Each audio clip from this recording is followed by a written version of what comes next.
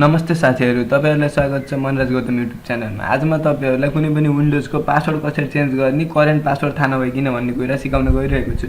यसको लागि तपाईले दिस पीसीमा राइट क्लिक गर्नुहोस्।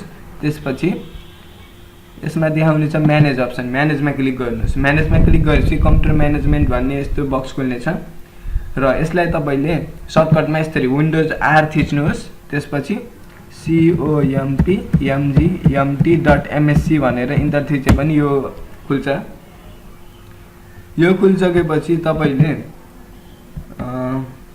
के गर्नुपर्छ भन्दाखेरि यसमा देख्नु भएको छ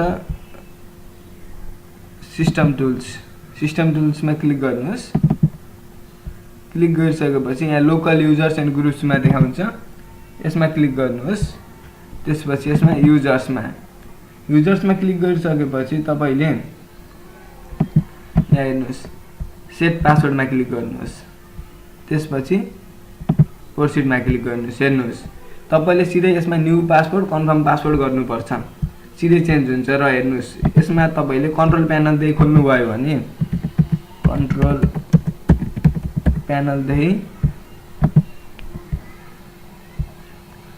प्यानलमा गइसकेपछि युजर्स एकाउन्ट गइसकेपछि युजर एकाउन्ट्समा क्लिक गर्नुहोस्। त्यसपछि चेन्ज पासवर्ड प्रोटेक्टेड भनेको छ।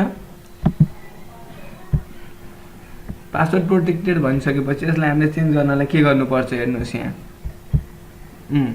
साइन इन अप्सनमा क्लिक गरेपछि हेर्नुहोस् change your account password. Change your account पासवर्डमा क्लिक गर्दाखेरि के हुन्छ भन्दाखेरि हेर्नुहोस् करेन्ट पासवर्ड माग्छ। हामीले करेन्ट पासवर्ड बिना चेन्ज गर्न सकिन्न। बट हामीले यतादेखि हेर्नुहोस् कम्प्युटर म्यानेजमेन्टमा गएर हामीले सिधै सेट पासवर्ड गरेर प्रोसिड गर्ने भने सिधै यो न्यू पासवर्ड सेट गर्न सकिन्छ। यसरी हामीले आफ्नो कम्प्युटरको करेन्ट पासवर्ड बिर्स्यौं भने पनि आफूले चेन्ज गर्न सकियो। यसरी तपाईले गेस्टको पासवर्ड नि सेट गर्न सक्नुहुन्छ।